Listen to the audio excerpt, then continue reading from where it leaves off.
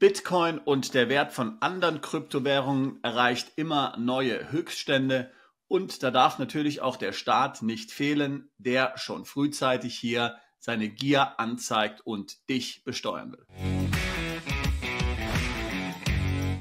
Wenn du Bitcoin hältst und manche andere Kryptowährungen, dann wirst du dich darüber freuen, dass hier weitere Höchststände von Bitcoin und anderen Währungen in den letzten Tagen und Wochen erzielt wurden. Aber sei vorsichtig, denn der Staat ist nicht weit und plant schon hier auf dein Vermögen zuzugreifen und hier ordentlich steuerlich zuzulangen. So haben schon vor einigen Wochen die Grünen vorgeschlagen, Gold und auch Krypto nicht mehr hier steuerlich freizustellen, wenn sie nach einem Jahr verkauft werden, sondern komplett immer jeden Verkauf gleich zu versteuern. Hier sehen wir einen Zeitungsartikel der Kölnischen Rundschau.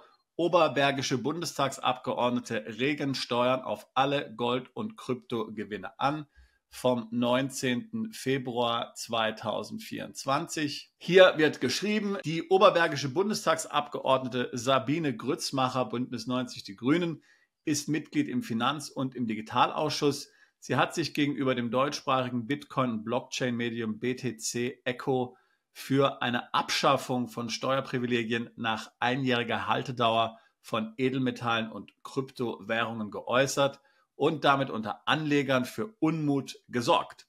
Darüber sprach Thorsten Sülzer mit der 38 Jahre alten Oberbergerin.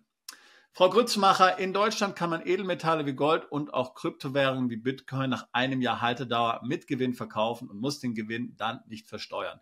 Sie möchten das ändern und eine Steuer auf diese Gewinne erheben. Warum? Das will ich noch kurz zitieren, dann haben wir auch genug von diesem Artikel. Mir ist wichtig, dass die verschiedenen Investitionsmöglichkeiten, die unsere Bürgerinnen und Bürger haben, gleiche Ausgangsbedingungen und Auflagen haben.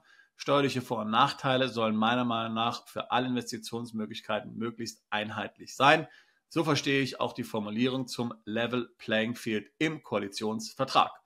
Mit Blick auf den Haushalt ist nicht erklärbar, warum Bürgerinnen und Bürger auf klassische Investments wie Aktien, ETF, also börsengehandelte Indexfonds, Sparpläne und so weiter Zinsen und Gewinne zahlen, auf Kryptoassets aber nicht. Ich spreche auch nicht von Kryptowährungen, da sich mittlerweile aus nachvollziehbaren Gründen der Begriff Kryptoassets als der passendere eingeprägt hat, da diese Assets wie etwa auch Ether oder Ripple eben nicht von Zentralbanken ausgegeben und abgesichert werden.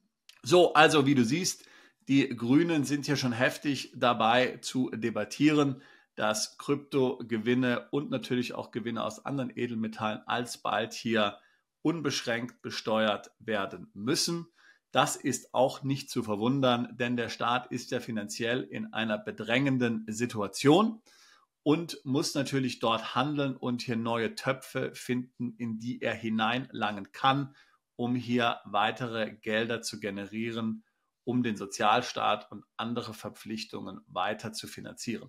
Was kannst du also nun machen, wenn du selbst Bitcoins oder andere Kryptoassets besitzt? Nun, hier muss man ganz klar sagen, der beste Rat ist tatsächlich, dass du Deutschland verlässt und ins steuergünstige Ausland umziehst, idealerweise außerhalb der EU.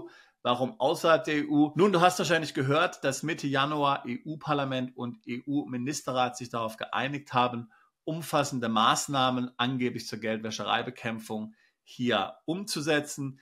Da wird zum Beispiel ein Vermögensregister geplant oder auch eine Bargeldobergrenze von 10.000 Euro und natürlich auch jede Menge Kontrolle des Kryptobereiches. Jede Transaktion über 1.000 Euro ist im Prinzip mal verdächtigt.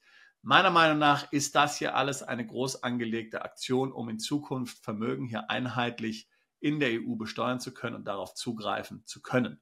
Daher, meiner Meinung nach, jetzt hast du noch ein paar Jahre Zeit, dich und dein Vermögen in Sicherheit zu bringen. Es werden ja auch noch keine Steuern eben hier beim Verkauf auf Kryptowährungen in Deutschland fällig. Und vor allen Dingen, wenn du Deutschland verlässt, kannst du deine Kryptos mitnehmen. Eine Wegzugsteuer oder sowas gibt es im Prinzip nicht auf Kryptoassets, außer du bist jetzt hier dabei gewerblich Kryptos zu traden oder in einer Kapitalgesellschaft, dann hat man natürlich schon ein Thema wie zum Beispiel die Wegzugsteuer oder die Entstrickung. Aber Kryptos im Privatbesitz sind im Prinzip einfach von dir so mitzunehmen, ohne dass du da steuerlich groß etwas beachten musst.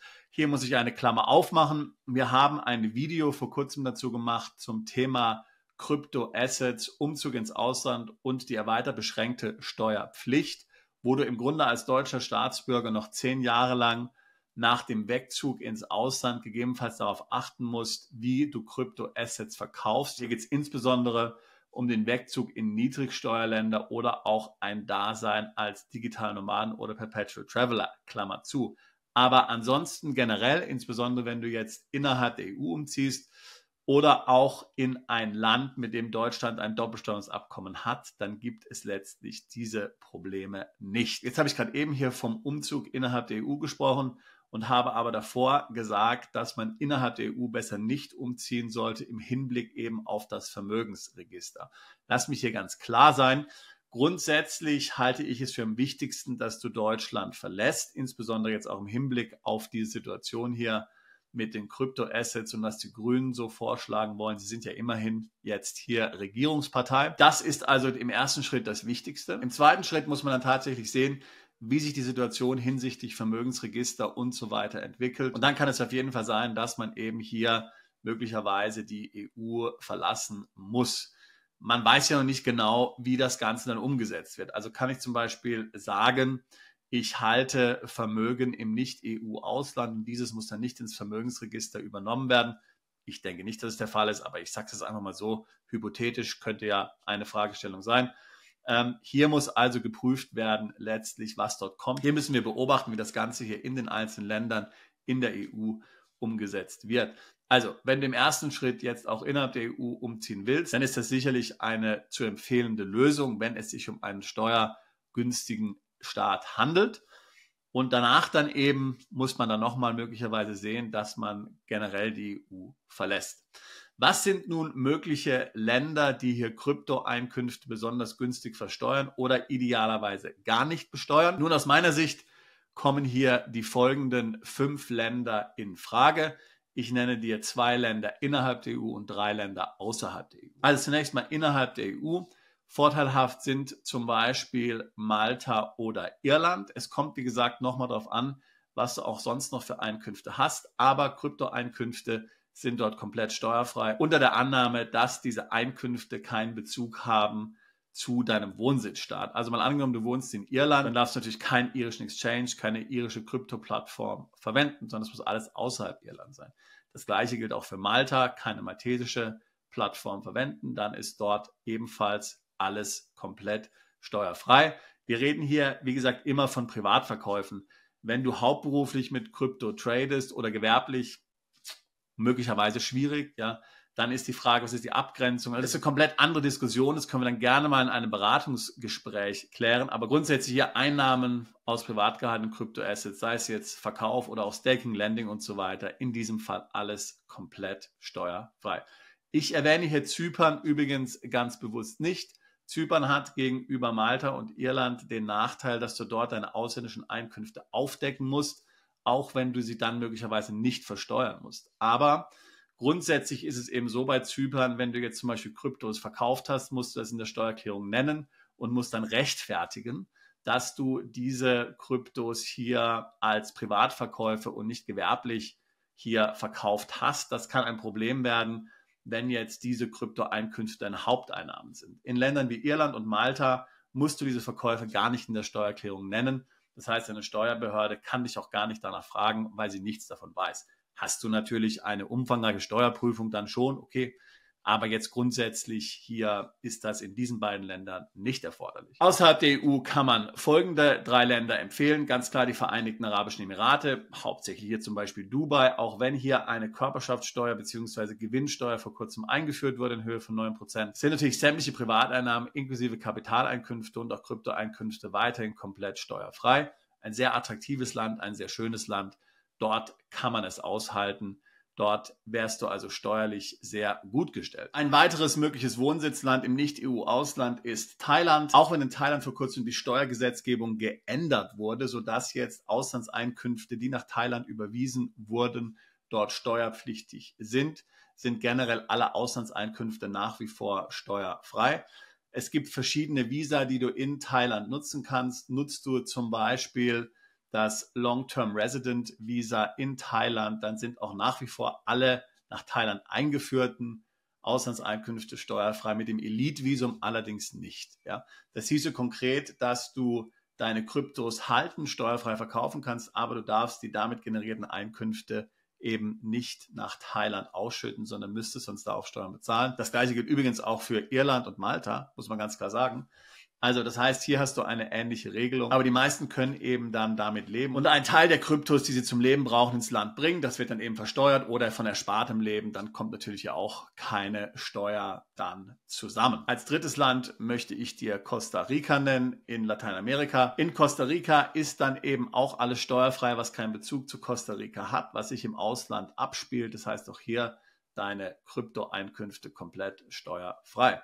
So, das waren jetzt mal 5 Länder, eben hier from the top of my head, wie man so schön sagt. Es gibt aber natürlich noch viele andere Länder, die hier für dich interessant sein können, über die wir jetzt hier nicht sprechen können. Das machen wir dann mal in einem separaten Video. Wichtig ist, dass du verstehst, dass du jetzt handeln musst, dass du am besten hier dir genau überlegst, wie du deine Kryptos hier in Sicherheit bringst, dass du die politische Lage in Deutschland beobachtest, dass du natürlich auch die politische Lage im EU-Ausland beobachtest, denn da kommt ja auch so einiges auf uns zu, und dass du dir überlegst, wie du deine Kryptos in Sicherheit bringen kannst. Wie gesagt, unterm Strich Umzug ins Ausland, auszuwandern, ist die Lösung Nummer 1. Wenn du über erhebliche Kryptoeinkünfte verfügst, dann würde ich tatsächlich darüber nachdenken, insbesondere dann, wenn du diese noch länger halten möchtest. Wenn du natürlich jetzt diese schon über ein Jahr hältst und du möchtest sie jetzt zu Geld machen, kannst du natürlich auch in Deutschland bleiben. Das wird natürlich keinen großen Unterschied machen, aber generell solltest du dir überlegen, was deine Strategie hier ist. Wenn das Thema Auswandern für dich ein Thema ist, dann lade ich dich ein, mit mir ein Beratungsgespräch zu führen. Link packe ich hier in die Beschreibung mit rein. Wir helfen seit fast 20 Jahren Mandanten dabei, ins Ausland umzuziehen, ihre steuerliche Situation zu optimieren, neues Vermögen aufzubauen, bestehendes Vermögen zu schützen. Ich würde mich freuen, auch dich zu unseren Mandanten zählen zu können und freue mich darauf, dich im Beratungsgespräch zu treffen. Bis dann, mach's gut. Bist du Unternehmer, Freiberufler oder Investor? Zieht es dich schon lange ins Ausland? Mach heute den ersten konkreten Schritt in eine Zukunft mit mehr Geld und mehr Freiheit.